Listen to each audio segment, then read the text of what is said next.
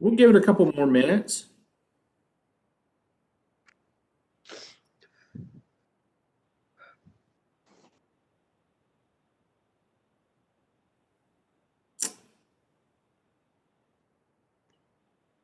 We'll get started here in just a second. Everyone's doing well, we hope. Yeah, we're doing great. Good. Good. Staying safe, staying warm today. I went on a walk by the river and boy, 50 degrees in New Bern, North Carolina feels a lot different than 50 degrees I've felt elsewhere in the world. It is a different degree, it's a different experience. The wind. It is the wind. It's been a good day to fly a kite. Oh gosh, we've got all kinds of folks. Welcome everyone. Hi there.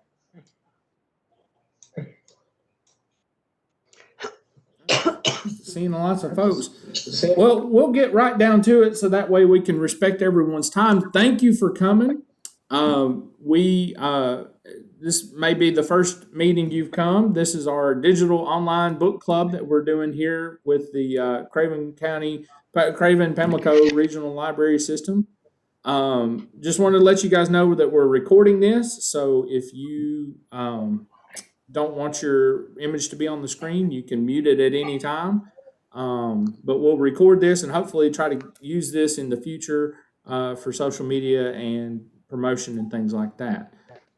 So if you want, you can delete your screen and go from there. But this month we read the Bookwoman of Troublesome Creek. I'll go ahead and make mention next month we are reading Big Fish, a novel of mythic proportions, by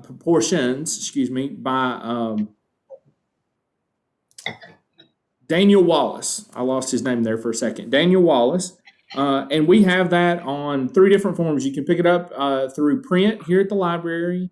You can check it out on Hoopla, or you can check it out on NC Live's Homegrown Collection. And I will put the links to all that stuff in the chat. You might also check out we have a online book club LibGuide that we're operating, and I will put that in the links as well. So just a reminder, next month is Big Fish by Daniel Wallace, and there's lots of different ways you can get that. They have it on audiobook on both of those formats as well. We don't have it in audio, but you can pick it up on Hoopla, and you can pick it up on the NC Live's Homegrown Collection, because Daniel is a North Carolina author. So they really try to collect North Carolina authors, and we're trying to use all of our digital resources as best we can, including our chat. So we'll get started with the Bookwoman of Troublesome Creek with just some general ideas, general impressions. What did you think about this book? I'll say that at the end we will ask the question, who would you give this book to? That has become our book club question that we all ask. So be thinking about that in the back of your mind, is who you would recommend this book to. And I will have to admit that is a little bit of a selfish question, because we always, as librarians, like to know who we could give a book to and who we think a book would fit well with. But it's always good to hear what other people have as far as recommendations. So anybody want to kick us off with, as far as general impressions, what they thought about it, what they liked about it, what they disliked about it? Subject matter did you find the subject matter interesting? Anything anybody wants to start with? I'll go ahead and start. Okay. My name is Linda, and this is my first time, and I absolutely loved the book. Loved it, loved it, loved it. And I found myself going to Google to find out about the Blue People. I never heard of them before, so I feel that it's enriched my life and made me more knowledgeable about the world. And I would recommend the book to anybody. I just thought it was extremely well written, and I can't say enough positive about it. It's probably one of the best books I've read in a long, long time. That's a recommendation. That's a thumbs up all the way around. We'll take it. We'll take it.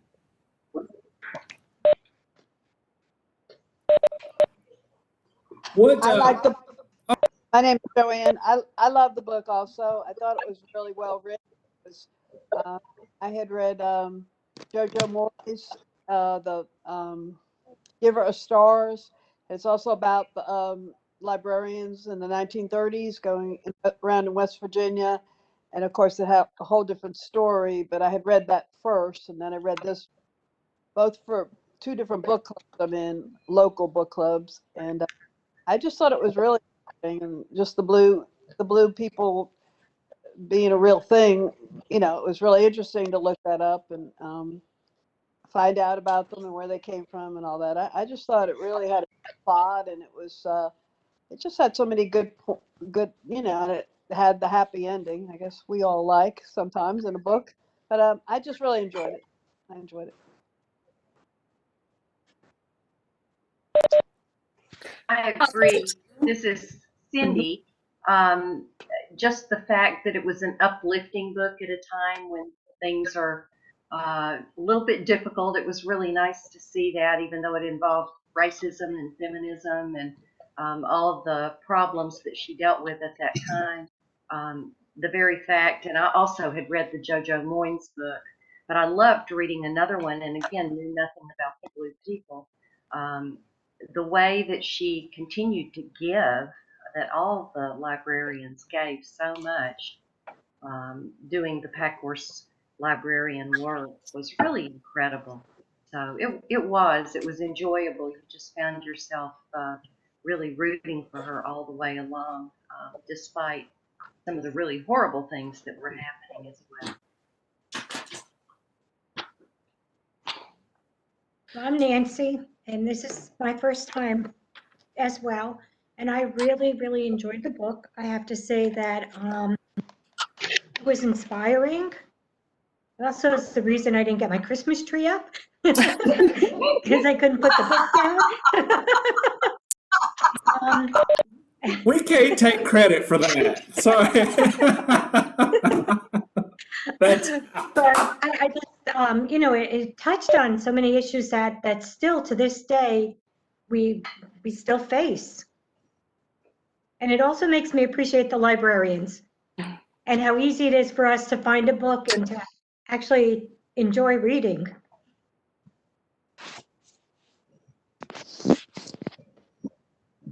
And I will say that it at least too it made me appreciate the selection.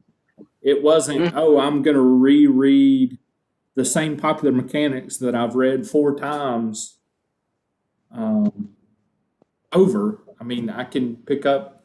I mean, I have 3 books on my desk as I speak, and if I want more, I have, and we all do. Not to mention what I have at home. So yeah, just the ability to pick up and read and to pick up and read different was something I It made appreciated. me want to look at their scrapbook though. Oh, yeah. Right? Yeah. Can anyone hear me? Am I on? Yes. Yes. Go ahead. This is Margot. I've not used this format other than Zoom, so I don't know if anybody can hear me or not. We can hear you. We can't see you, but we can hear. Okay. I listened to this as an audio book that I downloaded through Libby, and it was just beautiful. And I may be one of the few people who's a librarian. And years ago, I had a job that took me into the, not as a librarian, but in another form, that took me into the far hills of East Tennessee and the coal mines and parts of Kentucky. And I can tell you, this book was just so heartfelt and brought back so many memories. And I did know of the Blue People, but I had forgotten about them. So I just cannot help but recommend this to anybody I see.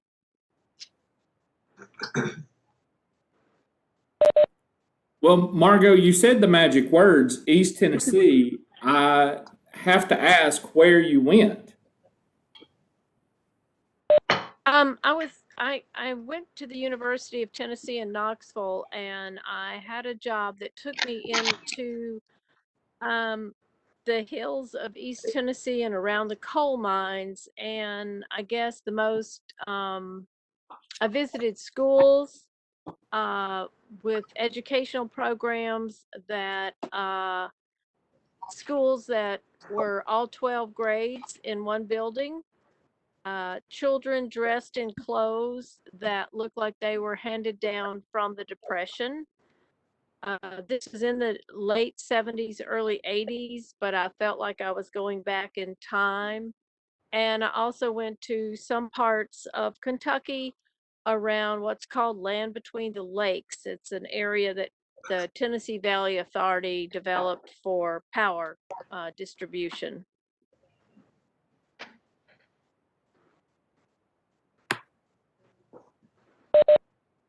Yeah, I know exactly what you're talking about. That's those are my native homelands, and so I thought that sounded familiar. That's that's not uncommon. It's not uncommon. Well, we'll get into some questions, some actual just some driven questions. That actually, we'll segue into this. Here's one. Do you, having read this book and having maybe some of you guys have experience with Appalachia, do you know of or have you come across stigma and prejudice associated with people from Appalachia? And do you think Cussy faced that kind of prejudice from the outside world? Alwyn Jarvis has joined the meeting. Oh, do you think she experienced that, or was she maybe a little bit oblivious? Again, it's a prejudice towards people of Appalachia now, and then how do you think she faced that then in the book?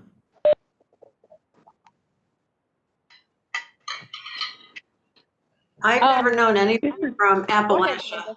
Brenda. Oh, okay, thank you.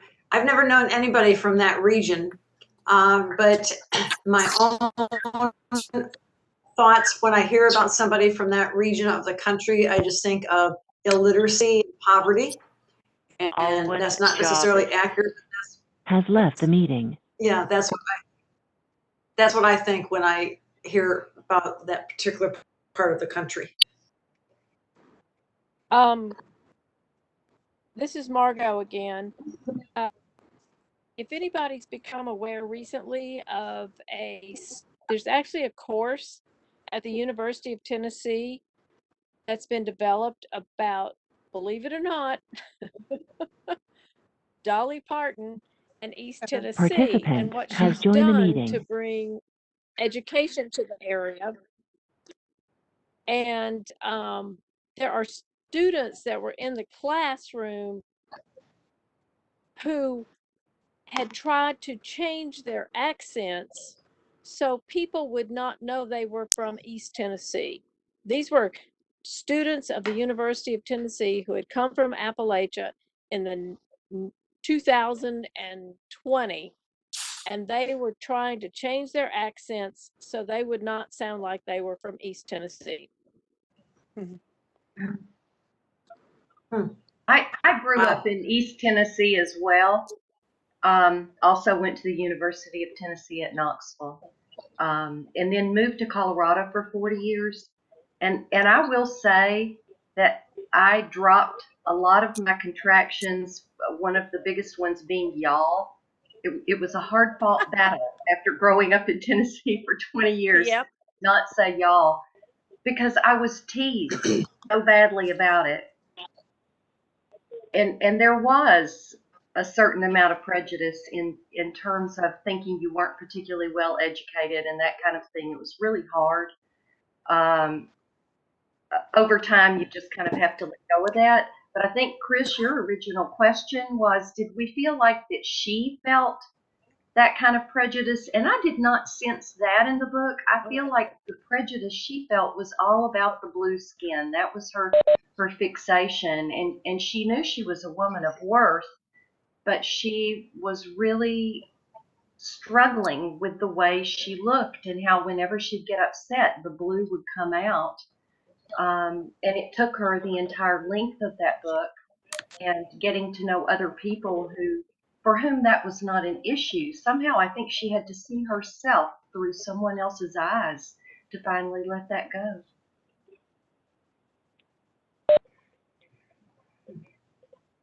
Yeah, I felt that she definitely met prejudice, but that it came within her community and ostracizing her and people who look like her. I didn't get a sense that she felt prejudice from outside of the community. I know she definitely felt like a difference because, she talked about like the books that they got and it was all donated and they must be really rich out there because they're just throwing away all this stuff. But I didn't feel like she felt it was a negative toward her. Does that make sense? Mm-hmm. Yes, absolutely. I thought it was entirely her blue collar and the ostrich. I can't say this as a noun, but that people were ostracizing her because of her skin, and I didn't particularly feel that anyone else in the book was ostracizing her for her being in Appalachia because they were all in Appalachia and they were all poor. And I thought it was a fascinating book, and I had never heard of blue people before.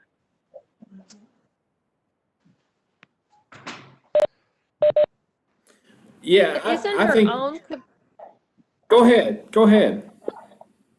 but isn't her own community calling her colored and ostracizing her a prejudice? It might not have been from the outside because she hadn't really been to the outside world until she went to the hospital. So isn't that prejudice within her own community? Yes, but I don't think for her language or the way she sounded or because she was from Appalachia, but you've nailed it because of Yeah. her skin color. Yes. It had nothing much to do with place. It had more to do with, and I thought it was interesting too that the people, maybe I'm reading too much into this, but the people who benefited and were around her the most never, they might have called her that, but they never really, it was not a prejudice. It was just kind of the name that they called her, and then they moved on and they talked books. Maybe I'm reading too much into that too, but it seemed like the people who didn't deal with her on a daily basis had more of the problem than the people who saw her, at least on the weekly basis, on her page. Put it in at 5:30. I thought I said an hour. Well, let me ask this question. People were the librarians. What was that? The worst people were, I think the people who were unkindest to her were the people, those other two women that worked in the office where they packaged the books. I thought they were terribly mean, and that her clients Yes. loved her.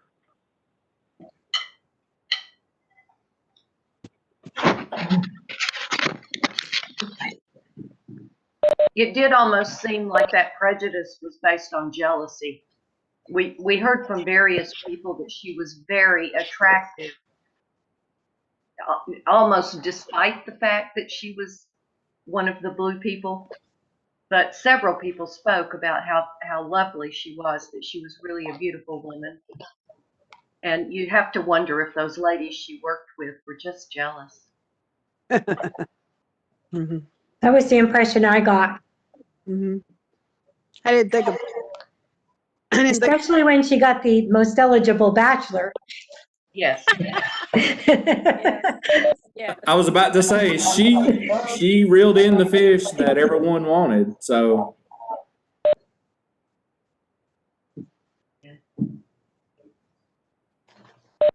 let's move on to another question. Since you mentioned the scrapbook, imagine you're making a community scrapbook like the one Cussy distributes to the people in Troublesome. What would you include, and do you think these materials were helpful to Cussy's library patrons?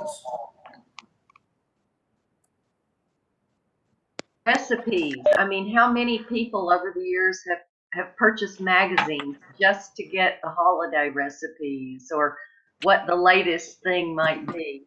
And I love that she did that. And not only did people appreciate having them, but they had the baking contests and that kind of thing.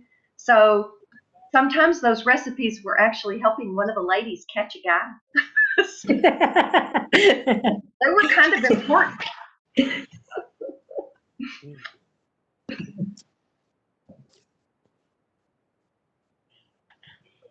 Well, we still exchange recipes. I think a lot of the same things, like even with the, they included like the cleaning and housekeeping tips.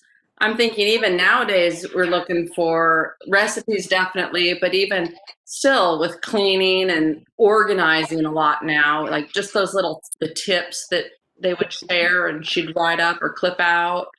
I'm also thinking like how she had the patterns. I'm thinking like, knitting or crocheting or quilt patterns would still, I mean, a lot of that is still relevant. Well, I'm thinking, think of Facebook, what people post on Facebook, their recipes and their foods. And I'm a crafter, so patterns and even book recommendations. Of course, they didn't have that option, but I mean, I always like to read a bookstagram and see what other people are reading. Well, and like I have a Pinterest, and that's the same kind of stuff that I'm pinning Right. Pinterest. I've got recipes and quilts and coloring pages, and That's exactly what I was thinking. It was an early form of Pinterest. There's very rarely anything new under the sun. That's what I've learned is, and even while I was building or I was reading this, I was building what we call lib guides and lib software. That's kind of the same thing as what she was doing with the scrapbooks. It's a digital form of a scrapbook, and even going so far with Facebook, we post pictures, and we have. I mean, that is a virtual scrapbook. We will in 100, well, maybe not 100 years, but in 30, 40 years, we'll pull back out and say, hey, look at what we did. Look at those funny haircuts and those bad clothes that we do with my parents. We pull their yearbooks out and laugh, and now that stuff's cool again. And that's what we'll do with Facebook. Is the same thing with those scrapbooks and those things that they used. At least that's my opinion. I think it was also interesting to good to know, no matter how poor these people were, how remote they were, most of them wanted to learn something, whether it was the scrapbook or their letters or anything. And it was just, we just can't imagine being that deprived, I don't think. That's true. We're very spoiled in that we can pick up the internet. I will say there are still places back that way that we don't. Facebook's not quite as common. We probably wouldn't be having this virtual book discussion if I was the librarian in somewhere like Chuckey, Tennessee, or somewhere. I can say that because I'm from near there, and that's enough of it. But yeah, people are always starving for information. And as And our current connection. situation has pointed out with remote learning, how many people, how big the digital divide is, that the people don't have access to what we think is so common. That's the thing I think I kept trying to tell people. Not everybody has a computer. The library system that I just left in Virginia, they service a county that had somewhere in the neighborhood of 1 in 10 had high-speed internet. And they were going to virtual learning and complete online, and kids were not going to have the internet. So that was an interesting decision that they had to make, was how do you service a kid who doesn't have the internet in the middle of 2020? I think a lot of these children, I'm a retired teacher, are really going to suffer because of that. In the rural areas, I know where I taught, they brought in the school buses and they outfitted them with hotspots. They brought them into like project areas. So the kids that lived in the projects didn't have internet, and they, there was more using the school bus. They put the school bus drivers to work driving them. School bus drivers did all day, but that was, I thought, innovative. People really had to put their hats on. But I think this whole pandemic is going to have a big, with the internet and everything. It's off the subject, I know, but I feel like it's just going to be a really awful year for the children, except the ones who are very affluent, maybe, and the very affluent will be fine because they'll have the internet and they'll be able to email the teacher and all that. And so many of the people that don't know how to do it, the parents don't know how to help the children, and the grandparents are put into motion helping the little ones because the parents have to go to work and they don't know how to work the computer. And these are kindergartners, spending 5 hours a day on the computer trying to learn. The first graders trying to learn to read. It's just very it's just a really rough time for the children, I feel. My opinion. I think that's very valid. Well, let me ask this question. This is coming back to the book. How do you think her father, Cussie's father, felt after the failed marriage to the gentleman? It just escaped me. How do you think he felt after that? Guilty. I think he felt guilty. And then it's like torn because he felt guilty that he put her in that situation. I mean, he pushed her in there. But then still, he still needed to make sure, he still wanted her to have a life. He knew he was dying. And so to move on. But I wondered too if his guilt about that was what made him say no to Jackson, or if it was just something completely different. Because that's what, I don't know if we're getting to that in the questions or not, but that's what I wanted to know, was like, why did he say no to Jackson, 5 times?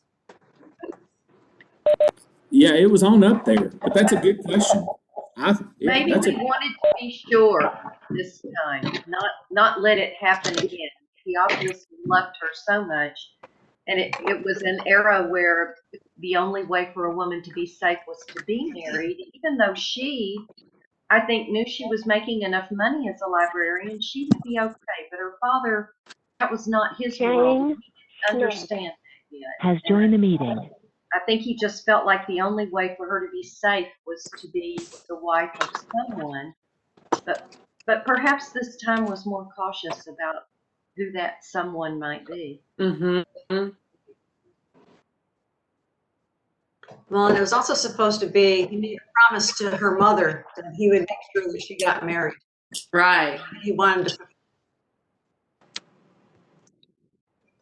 I think to some extent her dad sort of represent old school versus new school.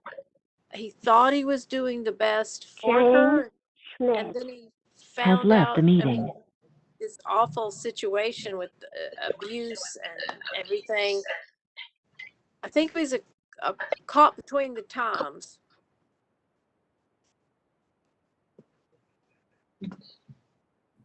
Perhaps that's still true. I mean, I think every child feels like their parent perhaps is not quite as with the program as they are. A little bit guilty of that. Nobody would ever think that. Yep. Well, And I guess too, on the other side of that, every parent wants the best for their children. right. Indeed. Yeah, absolutely. Right. And they've got that experience behind them that they feel like they know how to get there too. And to some extent, that's true.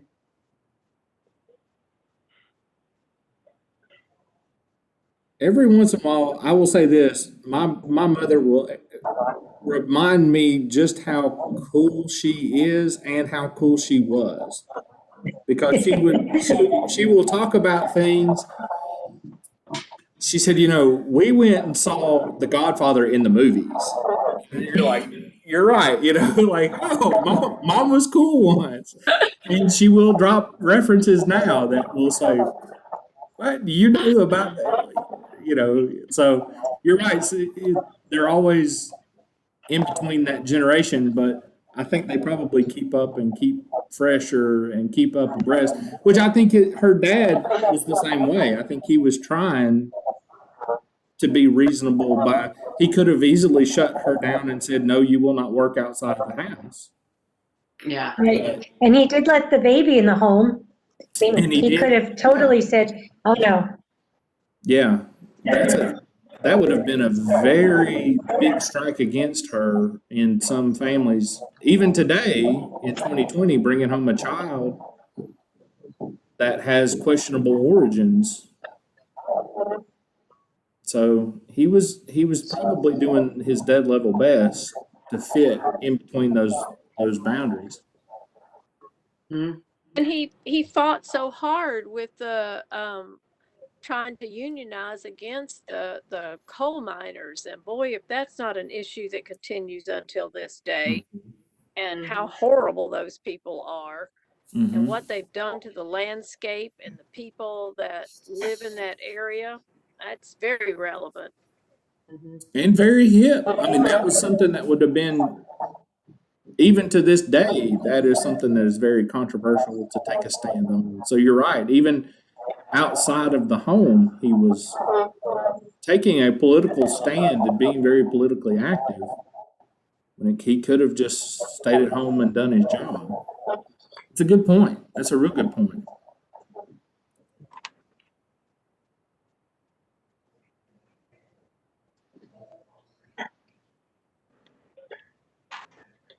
So let me ask you this: looking forward in the book, what do you think happens? What do you think happens after after we read that last page? What do you think happens with the characters in this book?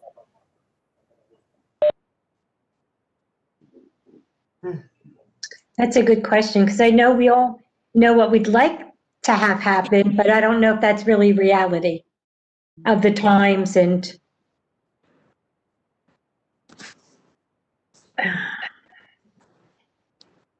Well, in that last chapter, they talked about Jackson was trying to find him a place in Ohio, I think it was.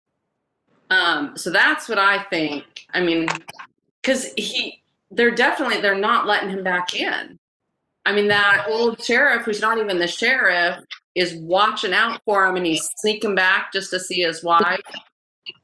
I mean, they could also, he was living in Tennessee at that point, right? And sneaking back to see her. So they could go settle there, but I think definitely she's going to leave the hollow because there's just nothing there.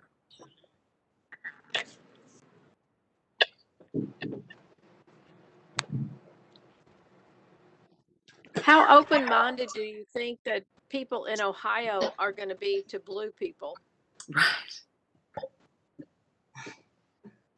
That's what I was just thinking too, is they more or less will probably encounter some of the same problems. And hopefully we'll encounter people that see beyond that too. So some of those issues just don't go away, do they? So I said, we all have the idea of how we'd like to see it end, but I think in reality, it probably would still be difficult and challenging no matter where they went. Mhm. I just love the fact that she really grew, I think, in terms of her self-worth. I mean, as soon as she started that job, she knew she was doing something important. And she knew how much she was bringing to people who, not just education, but the way she would read to people and just be there for them. She was just an incredibly special human. And she will take that with her no matter where she goes, and there will always be people who will be grateful and receptive to that. So sometimes you just kind of have to look past the people that want to make your life difficult for whatever stupid reason.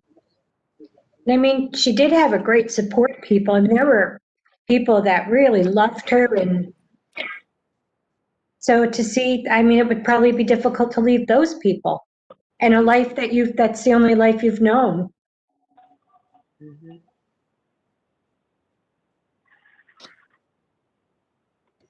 I think this was a very accurate and beautiful portrayal of that period of time in Kentucky, and the tribute to the backhorse librarian women who endured a lot of hardships to do what they did. I think it's a beautiful book for that point.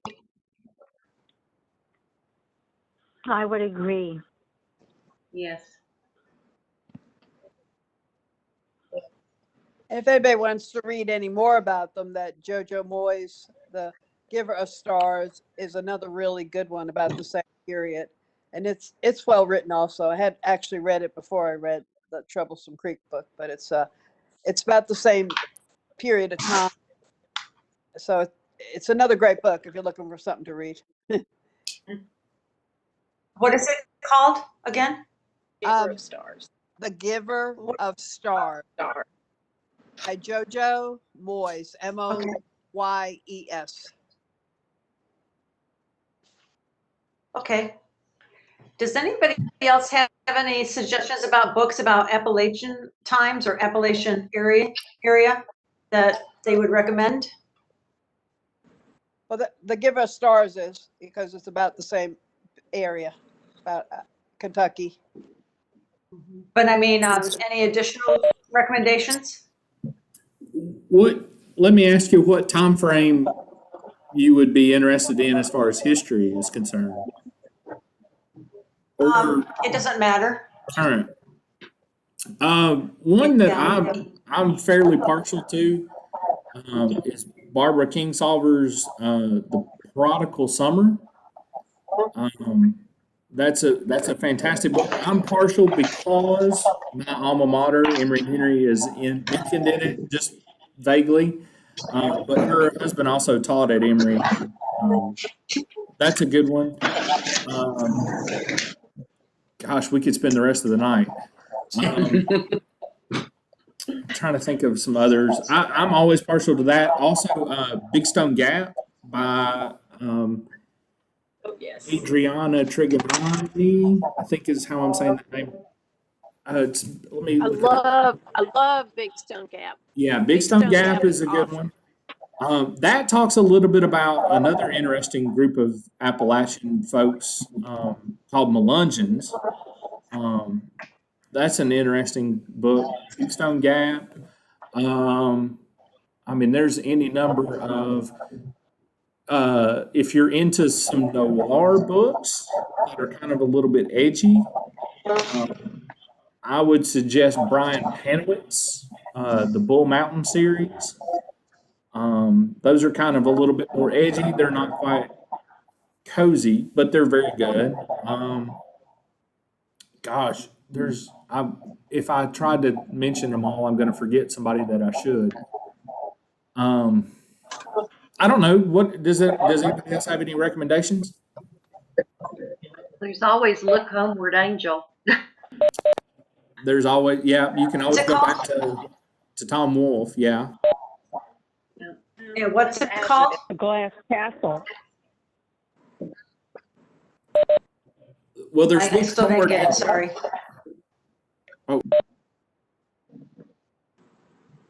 Oh, Look Homeward, Angel. Look homework, okay, I got it. Thank you. Uh-huh. The Glass Castle is a contemporary work. I can't remember the author's name, but it came out probably about 10 years ago. I have really enjoyed this. This has been great. I've loved everybody's comments, but I've got to go finish fixing dinner. Sorry. Oh, thank you for coming. Bye-bye. Bye. Have a good evening. Bye-bye. The Glass Castle is written by Jeanette Walls, and that is an excellent book. That covers more than just what's in Appalachia. If you're, again, and this is somebody that I'm kind of partial to, is oh shucks, and I hate when I do this.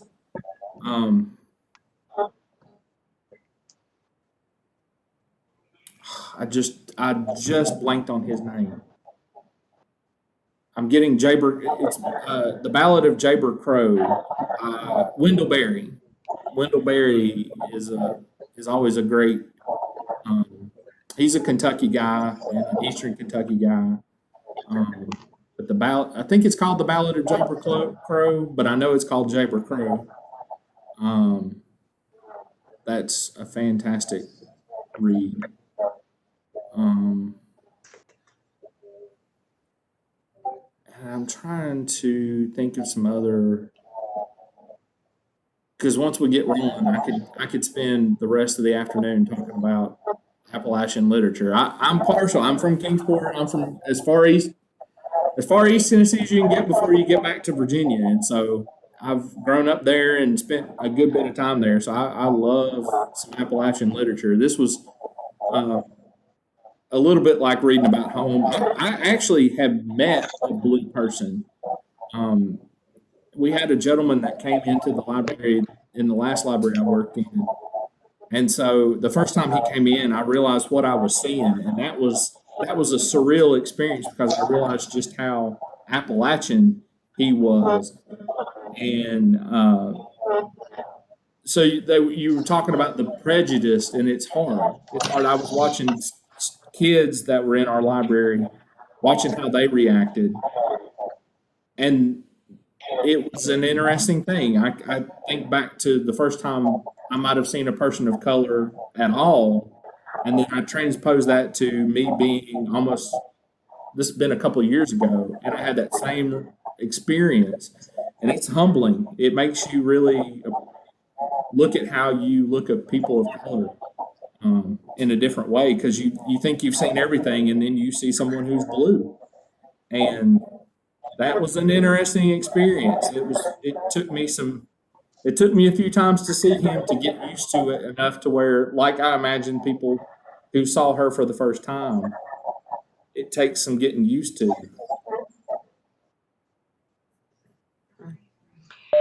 I read on the internet that the last blue person died in 2013. Is that accurate? Oh. Maybe true? not. At least, I mean, I saw this. I worked in Halifax up until August of this past year, and so he was there. It may not be that he had that same. I don't know, but this gentleman was blue, and I never brought it up out of respect. I just assumed that he was part of that family and left it alone. But that's interesting. I don't know. That might. I don't know. Just wonder if all that the blue people have died out or if it does continue.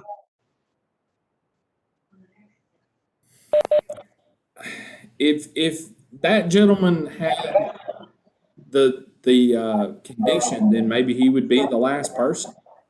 I don't know. Like I said, I never really asked out of respect. I just worked really hard to see that person at face value and see who he was, um, and also recognize that I understood. I mean, I had heard about these folks before and realized what I was seeing, so I was in reverence, but also worked very hard just to let that person be who he was.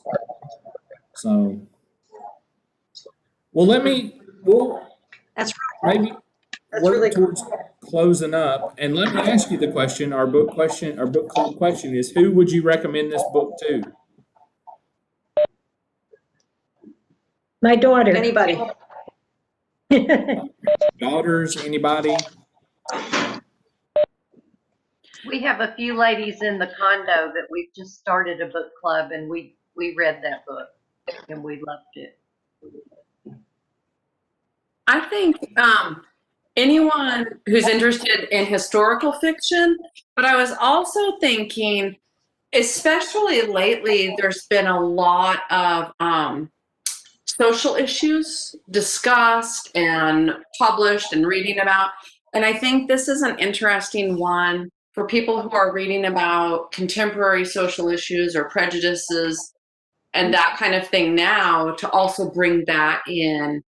I think that was an interesting take. I may be interested in that. I agree. I think that if you were a social worker, you would find it interesting. Absolutely. That's one thing that you don't think about with Appalachia is you think everybody is it's very homogeneously made up of people who look, I'll say this because I am one, very much like me. But there are, because of the industry and because of coal mining and because of lots of other reasons, there's a broad spectrum of racial diversity. And so you get that little snapshot of that in this book as well. So that's a good point. I hadn't thought about bringing that into the 21st century through that perspective. Well, I mean, even here in Newburgh, we have illiterate people. We have poverty. We have prejudice. We have everything that was addressed in that book. So you think that, we've advanced, and we have in some ways, but not as much as we would like to think we have. And some of it is, it's amazing that I'm a nurse, and actually I did specialize in mental health, and talking to some of my patients, there is pressure not to better yourself in some communities, which is hard to believe, but I'm trying to encourage people to do better or to work to improve themselves, and the people that are in their neighborhood or their environment kind of don't want to see that happen. Because why? Who would that be? I think it's jealousy. I think that, and I think maybe that's what Samakasi was experiencing.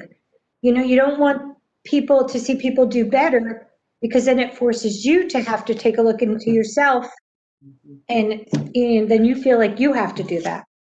I'm not explaining myself well, but it's an odd concept, but it's true, and it really happens, and it happens even now. No, you're hitting the nail on the You head. yourself very well.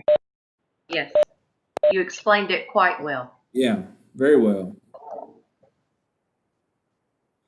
Well, Is it the caste system? ooh, that is a good way to look at it. Yes. Caste system. If she had been in a more affluent situation, we probably wouldn't be having that discussion. Wow. That blows it wide open, doesn't it?